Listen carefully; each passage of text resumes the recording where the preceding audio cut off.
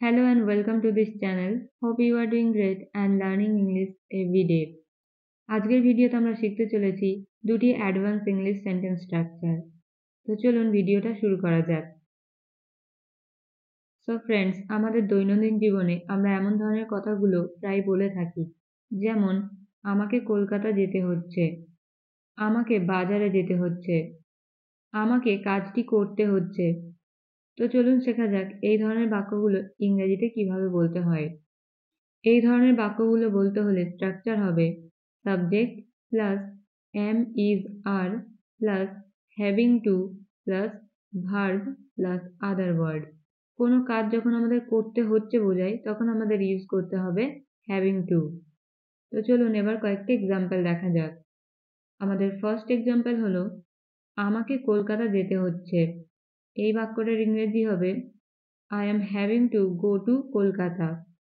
I am having to go to Kolkata. আমাদের কাজ করতে হচ্ছে। We are having to work.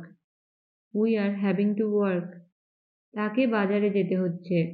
He is having to go to the market. He is having to go to the market. আমাকে একটা computer কিনতে হচ্ছে।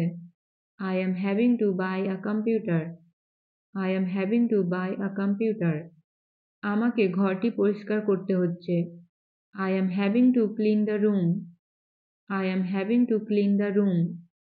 Structure number 2 তে শিখতে চলেছি স্ক্রিনে দেওয়া এই বাক্যগুলো ইংরেজিতে কিভাবে বলতে হয়।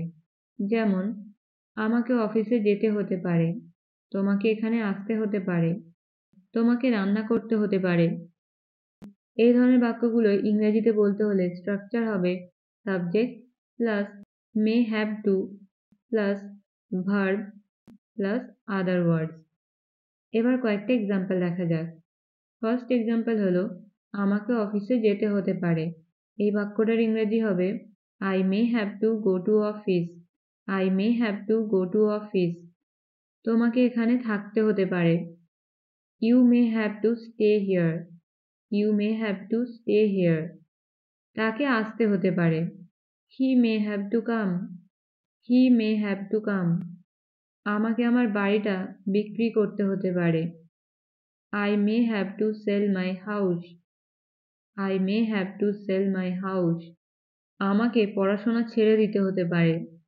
I may have to leave study. I may have to leave study. এবার এই দুটো স্ট্রাকচার থেকে আপনাদের প্র্যাকটিসের জন্য দুটো সেন্টেন্স। নাম্বার 1, তাকে এখানে আসতে হচ্ছে। নাম্বার 2, তোমাকে রান্না করতে হতে পারে। এই দুটো বাক্যের ইংরেজি কি হবে আপনারা কমেন্টে জানাবেন। See you in the next video. Till then, stay happy and keep learning.